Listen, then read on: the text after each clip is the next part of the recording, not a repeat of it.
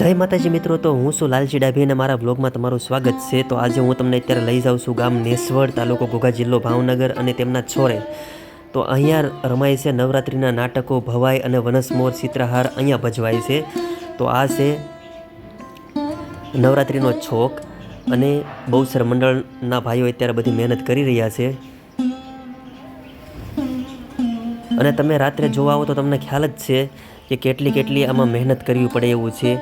કારણ કે જે પડદાનું ડેકોરેશન તેમજ જે એ બધી વેશભૂષા તૈયાર કરે છે એ બધામાં કેટલી મહેનત કરવી પડે છે। આ છે નવરાત્રિ મંડળના ભાઈઓ। તો એ એકલી સેવા કરે એટલું નહીં, પણ પોતાનો દિવસ રાત એક કરીને પોતે મહેનત એટલી કરે છે, ત્યારે એ બધું આખું સ્ટેજ શોભી ઉઠે છે। અને એમાં કેટલા બધા પડદા લગાડવામાં આવ્યા છે એ તમે રાત્રે જોવા આવશો ત્યારે જ તમને ખ્યાલ આવશે। આ બધાય સેવા ભાઈઓ છે એમાં ખૂબ તનતોડ મહેનત કરીને આ બધી તૈયાર કરે છે। જુઓ તમે,